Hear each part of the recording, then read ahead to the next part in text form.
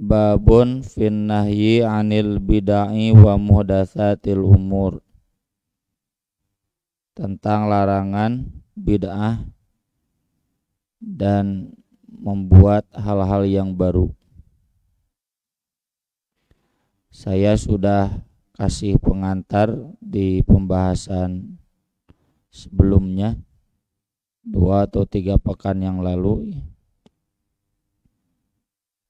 bahwa definisi bid'ah ini ada perbedaan di kalangan para ulama, dan perbedaan ini nyaris tidak bisa dikompromikan selain harus saling toleransi.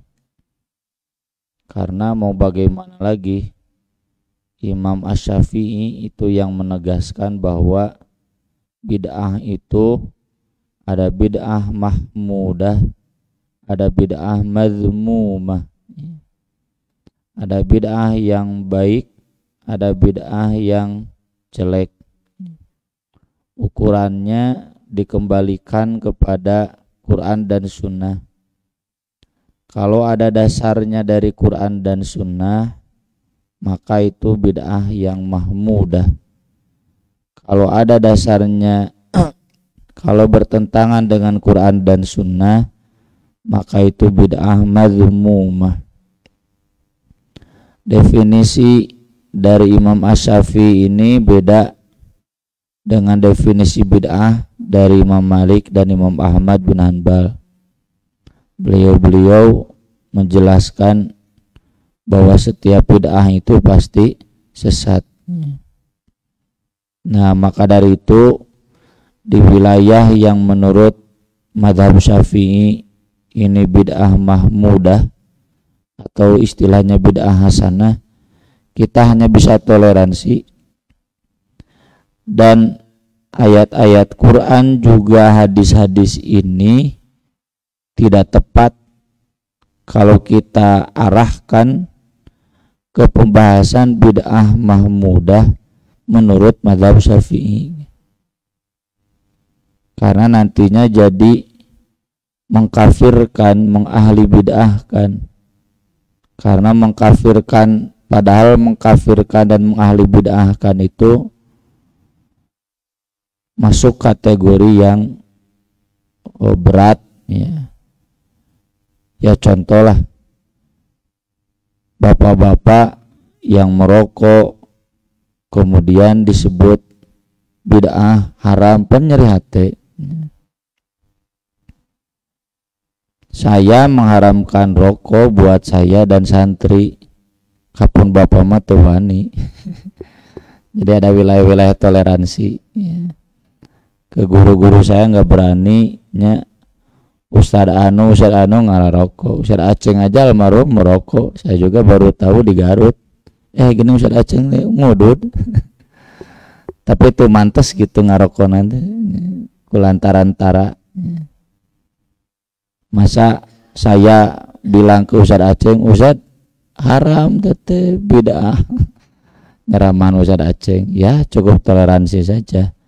Tapi kalau buat santri kan ada baiatnya, Allah udakhina, tidak boleh merokok. Kalaupun di pesantren saya Ustad nggak boleh merokok, ketahuan merokok langsung diberhentikan. Itu karena adab saja. Masa santri dilarang merokok, kok ustadznya merokok? Nggak mungkin, ya. Dalam dunia pendidikan itu basisnya harus uswah hasanah. Masa santri disuruh ke masjid, ustadz nauge tara ke masjid. Masa santri disuruh menghafal Quran, ustadz nauge tara ngapalkeun Quran. Ustadz nauge goreng ngaji Quran nggak bisa. Makanya ada standar ketat dalam hal itu, ya. Sama dalam bid'ah juga, ya. Saya membid'ahkan muludan, tahlilan untuk saya, untuk jamaah saya, tapi tidak untuk diarahkan kepada mereka yang mengamalkan maulid, yang mengamalkan tahlilan sampai kemudian bersilat lidah, ya. Ya kalau ada mereka maulid tahlilan ya sudah, sabar saja. Dan tidak kemudian di mimbar-mimbar pengajian saya menghasut jamaah. Tuh mereka yang mengadakan maulid itu ahli-ahli bid'ah terbesar abad ini. Mohon maaf ya bapak-bapak ibu-ibu kalau saya nggak pernah, namun pernah hampurawe. Saya nggak pernah di majelis taklim, majelis ceramah saya membahas yang begitu. Jadi bagi yang ingin membahas yang gitu-gitu lah cenah usada eta mah tara ngabas kitu terame nya hampurawe gitu. Karena itu bagian dari adab kita kepada para ulama, Imam Syafi'i dan murid-muridnya. Saya sering bilang maulid itu Ibnu Hajar itu membenarkan. Yang namanya bid'ah dibagi kepada mahmudah mazmumah, Ibnu Hajar itu membenarkan dalam Fathul Bari. Imam An-Nawawi yang nulis Riyadhus Shalihin juga menjelaskan dalam Syarah An-Nawawi. Gak mungkin semua bid'ah sesat. Sama seperti hadis Nabi SAW itu suka mendahulukan yang kanan fi tana'ulihi wa tarajjulihi wa tuhurihi wa fi sya'nihi kullihi, dalam bersandalnya, dalam bersisirnya, dalam bersucinya, dan dalam segala sesuatunya. Disebut segala sesuatunya mal mungkin kabeh. Masa masuk toilet kanan dulu, ya. Masa keluar masjid kanan dulu, pasti kiri dulu. Jadi yang disebut segala bid'ah sesat dalam pemahaman Imam An-Nawawi, Imam Syafi'i dan yang lain-lainnya itu nggak mungkin semuanya, pasti ada pengecualian. Istilahnya amun makhsusun. Ini pernyataan am yang harus dibatasi. Ya. Termasuk ada hadis Nabi dari Aisyah, kana yasumu Sya'ban kullahu. Nabi itu kalau bulan Sya'ban saum seluruhnya. Bukan berarti seluruhnya saum. Mu'dhamahu, maksud kulau di sana sebagian besarnya. Karena kan di hadis yang lain dijelaskan juga oleh Aisyah, oleh Ibnu Abbas. Selain Ramadan nggak ada satu bulan pun yang Nabi saum sebulan penuh. Berarti maksudnya di bulan Sya'ban itu beberapa hari ada beliau buka. Apa patokan menentukan bid'ah mahmudah dan mazmumah? Tadi sudah saya singgung, Quran dan Sunnah. Contoh nih Pak, ini contoh ya. Lain abdi kieu lain kade nya. Ya bisi anu ningali videona saliwah. Kenapa maulid Nabi mereka menilai sebagai bid'ah mahmudah? Karena ada dasarnya hadis-hadis tentang mencintai Nabi. Seorang Arab gunung datang nanya kapan kiamat. Kata Nabi, kamu sudah menyiapkan apa? Kan sudah sering saya bahas ya di At-Taubah. Kata orang Arab gunung itu, saya nggak menyiapkan apapun kecuali saya cinta Allah dan Rasulnya. Saya tidak bisa beramal seperti para sahabat yang lain, atau maklum orang Arab gunung ngaji nage ngedul jauh, nggak seperti orang Madinah. Tapi saya cinta Allah dan Rasulnya. Dalam riwayat lain, bagaimana tentang seseorang yang cinta satu kaum tapi walam yalhaq bihim, tidak bisa menyamai mereka, gitu kan? Cinta ke Allah, ke Rasulnya, ke sahabat, tapi dah mal mungkin salah pojong maraneh nama gitu, aranjeun nama. Maka jawaban Nabi, anta ma'aman ahabba, almar'u ma'aman ahabba yaumal qiyamah. Kamu akan menyertai bersama orang-orang yang kamu cintai Setiap orang akan bersama dan orang yang dicintainya pada hari kiamat. Kata Ibnu Abbas, tidak ada saat itu satu hadis pun yang paling membahagiakan selain hadis itu. Ini cek Ibnu Abbas. Saya cinta Nabi, saya cinta Abu Bakar, saya cinta Umar, tapi saya nggak bisa selevel dengan mereka. Ibnu Abbas soek itu kamu orang. Maka saya bahagia karena saya akan bersama mereka di surga.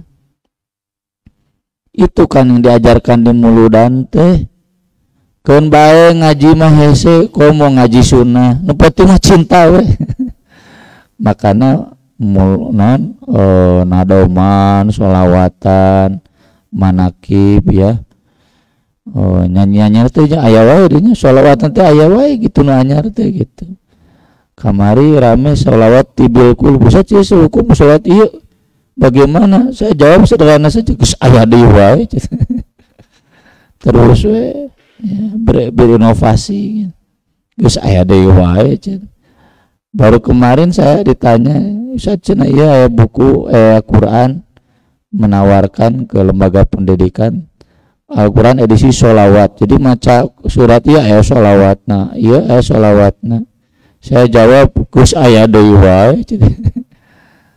Kamonesan ya.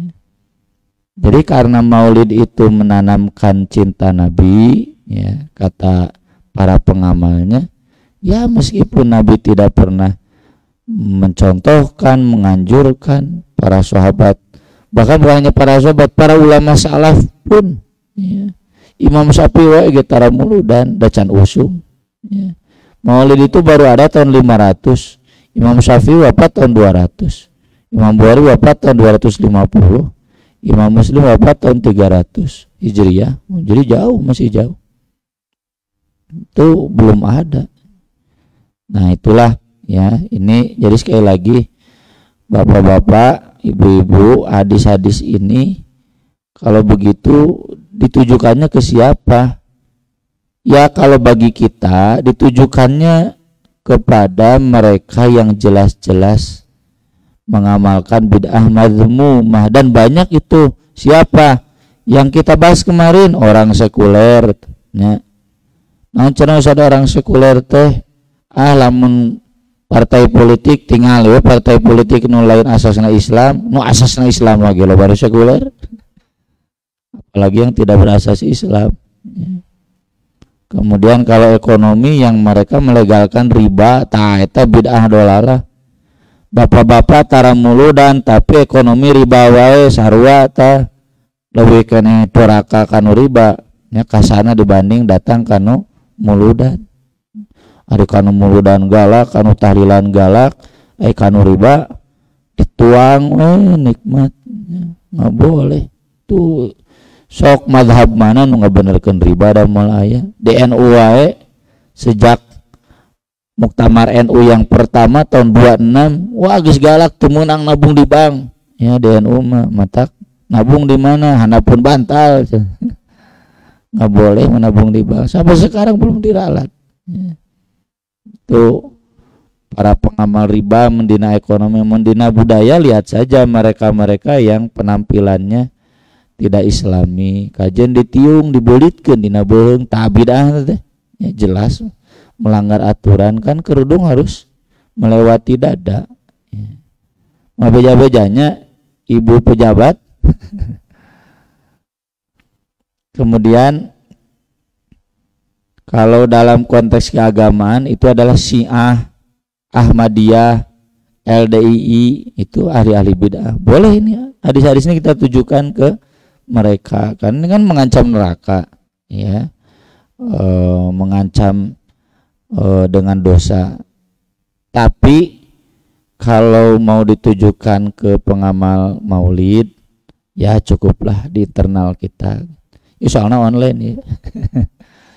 Jadi cukuplah di internal kita bahwa itu adalah bid'ah menurut kita, jangan ya. Saya guru di SMP negeri, di SMA negeri, ditugaskan oleh kepala sekolah jadi panitia maulid Nabi. Ulah ibu, Jadi gimana haram? Haram buat ibu dan saya gitu. Tapi jangan kemudian bikin tulisan di namading, tempelnya bikin surat kepala sekolah. Wah, nggak mungkin. Kenapa? Karena banyak ulama-ulama yang membackup itu, dan mazhab Syafi'i itu harus diingat mazhab terbesar di dunia. Makanya nya kurang karaos lah ya. Lebih kena loba anu maulid dibanding anu henteu, kecuali di Saudi Arabia karena memang mazhabnya mazhab Anbali. Hadis-hadisnya ayat-ayat Quran yang Imam An-Nawawi tulis. Pertama surat Yunus ayat 32, a'udzubillahi minasyaitonirrajim. Famadza ba'dal haqqi illa dhalal. Maka apalagi sesudah hak kecuali kesesatan. Orang yang mengamalkan bid'ah itu pasti sesat. Sesat neraka. Setiap sesat itu di dalam Al-Quran pasti neraka. Dan kita kan berdoa ghairil maghdubi alaihim walad dolin. Dan adolin itu kan orang-orang Kristen. Jadi ini ahli-ahli bid'ah yang tadi saya sebut, Syiah, Ahmadiyah, LDII, Mu'tazilah, orang liberal gitu ya, orang zindiq. Ayat berikutnya, ma farratna fil kitabi min syai'. Kami tidak lewatkan dalam kitab sedikit pun. Jangan menganggap apa yang Allah tuangkan dalam Quran dan Sunnah masih kurang sehingga harus ditambah, enggak boleh. Kemudian ayat berikutnya di surat An-Nisa 59, fa in tanaza'tum fi syai'in farudduhu ilallahi war rasul. Jika kalian berselisih dalam segala sesuatu, maka kembalikanlah kepada Allah dan Rasulnya, kepada Quran dan kepada Sunnah. Kalau ada dalam Qurannya, dalam Sunnahnya, berarti benar. Kalau tidak ada dalam Quran dan Sunnahnya, berarti sesat, bid'ah. Wa anna hadza sirati mustaqima fattabi'u. Dan sungguh ini adalah jalanku yang lurus, ikutilah. Wala tattabi'u subula fatafarraqu bikum an sabilih. Jangan mengikuti jalan-jalan yang banyak. Jadi kalau jalan yang lurus disebutnya satu, kalau jalan yang tidak lurus disebutnya banyak, subul. Fatafarraqu bikum an sabilih. Kalian jadi berpecah belah dari jalannya. Ini penyebab ada perpecah belahan itu karena melenceng dari ma'ana alaihi washabi, dari berpegang teguh pada yang aku dan sahabatku pegang teguh, Quran dan Sunnah. Akibatnya jadi terpecah belah kayak Yahudi dan Kristen. Wah, iya sekte, iya sekte, iya sekte, iya. Coba ya dari sejak zaman Nabi, sahabat konsisten dan mualaya. Kalaupun sekarang disebut ahlus sunnah wal jamaah itu hanya identifikasi saja untuk membedakan dari Syiah, untuk membedakan dari Khawarij, Mu'tazilah ya. Khawarij cuma di orang mata anu ngabom di Polsek Astana Anyar ta. Sepugu atau orang Islam gol polisi itu di bom. Ya. Tuh Khawarij. Kenapa mereka begitu? Tabidah. Karena mereka tidak mengikuti jalan yang lurus, yaitu ahlus sunnah wal jamaah. Akibatnya mereka terpental, anu teroris, anu sekuler, anu pluralis, itu mereka jauh dari jalan Allah.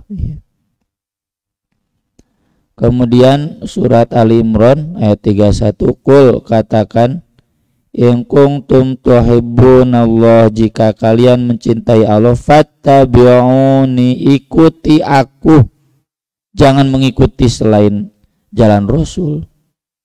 Yuhibbukumullah, Allah pasti mencintai kalian. Wa yaghfir lakum dunubakum, dan akan mengampuni dosa-dosa kalian. Ini terutama ya tantangan yang paling berat yang kemarin kita bahas, sekularisme. Alumni UI, alumni UPI, alumni Unpad, ITB, termasuk UIN yang STAIPI. Kalau otaknya, ilmunya ilmu-ilmu sekuler udah liur gitu.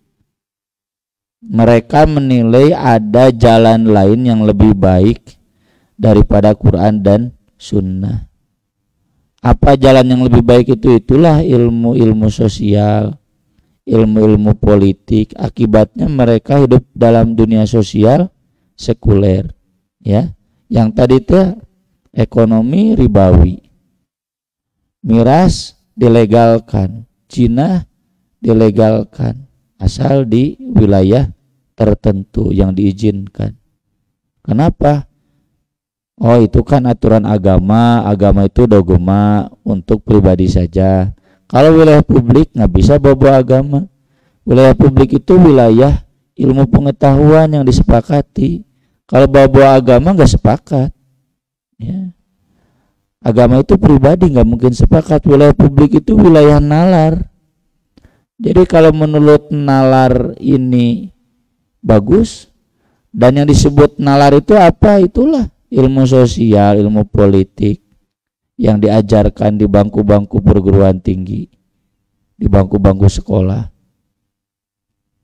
Akibatnya kalau pakai ayat ini, ongko yang kemarin kita bahas, maulidnya nepikeun ka istana Nabi, nepikeun ka tiap-tiap partainya ke maulid Nabi, cinta Nabi, ari sunah teu dituturkeun, dibuang, ikut sekularisme, waduk dah gitu, wadul. Makanya kata Allah ini memang ditujukannya ke Yahudi dan Kristen. Mereka mengaku para pencinta Allah. Kata ayat ini, kalau memang mencintai Allah, ikuti Nabi Muhammad SAW. Sama ini kita katakan kepada politisi-politisi, anggota-anggota dewan usok muludan, ngaku-ngaku cinta Nabi, cinta Allah, hari sunnah itu dijadikan dasar undang-undang, dasar hukum.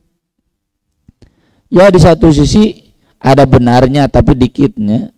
Tanu kamari ngebom di Polsek Astana Anyar teh KUHP togut cenah gitu. Piraku ngabahas miras, ngabahas LGBT, ini hese.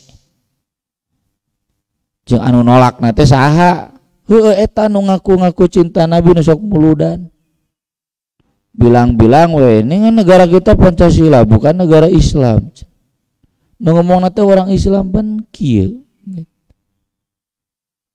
Kalau kita merasa orang Islam, kita punya tanggung jawab untuk menanamkan Islam di Pancasila itu, jeung motong nyarita bukan negara juga numung we.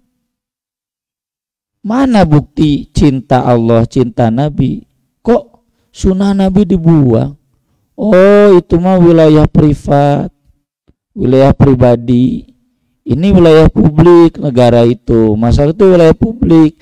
Jangan pakai agama, agama itu dogma. Wilayah publik itu pakainya nalar. Tak kayak karasatan 2024. Aya nawe geus gogorowokan, jangan politik identitas non identitas teh Islam. Mentak pantas pemuda persisnya harus anak muslim, aing muslim. Anak muslim, aing muslim. Qabla kulli syai. Kama mana identitas muslim tidak akan saya lepas termasuk dalam politik. Sareng gogorowokan teh malah beja-beja NU. Tong mau politik identitas. Non maksudnya montong mamawa Islam. Atau kafir berarti. Ini ngaku cinta Nabi, tapi otaknya sekuler. Ini yang masuk di sininya ilmu-ilmu sekuler. Jadi era kemarin ya 2 hari yang lalu saya ngebandungan pidato Datuk Sri Anwar Ibrahim, Perdana Menteri Malaysia, dionangkan ku CT City Corp Leadership Forum keur ngetik ge apal lalajo heula we. Wah, meni jauh pisan yang presiden urang. Qurannya murudul, hadis murudul, athar sahabat, athar Ali bin Abi Thalib keluar. Khazanah baratnya kuat ya. Sampai novel-novel, puisi-puisi pun hafal. Dan nilai-nilai sekulernya nyaris nihil. Islam tidak ragu, ini kita muslim Islam. Harapun para pejabat Indonesia unggul. Kok mereka mampu ya? Karena memang murid al atas. Ya meskipun 100% nya itu ya, tapi untuk sekelas Perdana Menteri, sekelas Presiden nggak ragu bicara Quran, nggak ragu bicara hadis. Di luar kepala ada itu kieu ya. Di urang mah pejabat kajian maca Quran hadis kieu bajing salah maca nage ngerakeun. Jadi asa era jadi ya. Masa mereka saja bisa ya tidak hilang identitas Islam dengan jadi Perdana Menteri, kok kita ngomong nanti deh ormas Islam di malah beja-beja NU, jangan bawa politik identitas.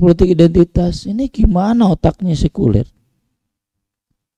Ya identitas Muslim itu nggak bisa dilepas, harus dibawa ke politik. Intinya mana tong milih partai Islam, ujung-ujungnya mah gitu. Hadisnya kemudian yang ditulis oleh Aisyah radhiyallahu anha qalat qala Rasulullah sallallahu alaihi wasallam man ahdatsa fi amrina hadza ma laisa minhu fa huwa raddun. Siapa yang membuat-buat hal baru dalam urusan kita ini agama yang tidak ada darinya, tidak ada dari Quran dan sunnahnya, maka tertolak. Man amila amalan laisa alai amruna fa huwa raddun. Siapa yang mengamalkan satu amal yang tidak ada padanya perintah kami, maka tertolak. Saya akan pernah wawancara Ustaz Aceng Jakaria rahimahullah. Saya tegas nanyanya, Ustadz, jadi yang mengamalkan maulid dan tahlilan itu masuk neraka tidak? Pan kula dolalatin pinnar. Ustaz Aceng menjawabnya, pakainya dalil ini, bahwa rodun ditolak. Kalau sampai memvonis neraka berat ya, kan para ulama gitu. Jadi saya pun kemarin ditanya, jadi cenah Ustaz gimana ini teh maulid teh nya bahwa rodun tertolak capek-capek dan mau diterima ya, najan puntennya kasar bari jebleh oge angger mau diterima, udah jangan mengamalkan amal-amal yang tidak akan diterima. Tapi kalau sampai memvonis neraka, memvonis sesat, sabarlah. Nya najan aja hate mah nafsu mah hayang abdi oge, sabar we. Karena ini kaitannya menghina sesama muslim. Jangan kan layas qaumun min qaum, jangan saling merendahkan. Jangan saling menghina sesama muslim. Kemudian dari Jabir radhiyallahu an qala kana Rasulullah sallallahu alaihi wasallam idza khotobah marat ainah. Rasul itu kalau berkhutbah merah matanya. Wa ala sautu tinggi suaranya, wastadda ghadabu kelihatan keras marahnya. Maka awakanlah wabi mati bisa nyepertikeun. Hatta ka'annahu mundiru jaisin yaqulu subbahakum wa masakum. Seolah-olah beliau komandan perang pasukan yang berteriak, ayo gerak. So komandan perang memimpin upacara 17 Agustus tak jika gitulah minimal hormat senjata gerak gitu ya, ngambek sih kan ngambek itu Rasul kalau ceramah. Berarti usah nu ceramah lalaunan nya tak beda. Tapi nu khutbahnya khutbah syariah, khutbah ibadah kayak khutbah Jumat. Pengajian gini mah Rasul juga kan banyak ngobrol. Ini hadis-hadis kan banyaknya ngobrol. Tapi kalau khutbah nikah, saya kumaha teh sih, cuma sesernya memang kadang sampai menangis kalau khutbah nikah. Kata istri saya, anggus si bapaknya khutbah kata leweh wae. saking galak sampai anak-anak nu keur garanenge carempling. Ya karena memang begitu Rasul ceramahnya. Wa yaqul, kata beliau, bu'itsu ana wasa'aka hatain. Antara aku diutus dan kiamat itu seperti dua jari ini. Wa yaqrinu baina usbu'ai as-sababa wal wusta. Menyandingkan antara telunjuk dan jari tengah, dekat. Ya kerame, cenah maka hejo ciri kiamat tiba heula lagi. Zaman Nabi geus ciri kiamat. Makkah Madinah hijau itu geus aya dina Al-Qur'an banyak ayat Quran. Turun hujan jadi tanah yang mati jadi hidup lagi, gitu kan? Udah gitu kemudian kering, dah gitu di Arab mah beres hujan udah kering lagi. Turun hujan hidup lagi. Gitu kan ayat-ayat Quran banyak. Kurang tuh 10 ayat. Nah, ini disebut tanda kiamat. Tiba lagi saya tanda kiamat di zaman Nabi. Nabi diutus dengan kiamat itu segini. Jadi diutusnya Nabi itu tanda kiamat dekat. Dan kemudian bersabda, amma ba'du fa inna khairal hadits kitabullah. Sebaik-baiknya berita kitab Allah. Wa khairul huda huda Muhammad. Sebaik-baiknya petunjuk Muhammad sallallahu alaihi wasallam. Wa syarrul umuri muhdatsatuha, dan sejelek-jeleknya urusan adalah yang dibuat-buat. Ya, nu tadi Syiah, Ahmadiyah, LDII, sekularisme terutama ini yang paling berbahaya di zaman itu sekularisme. Ya, nu maulid tahlilan mah leuheung lah. Ya. Yang paling parah itu sekularisme, mengubah akidah, mengubah ibadah, mengubah syariat. Nu tahlilan anu muludan masih kene akidahna, ibadahna. Ieu sekularisme mengubah akidah, mengubah paradigma, mengubah ibadah syariat.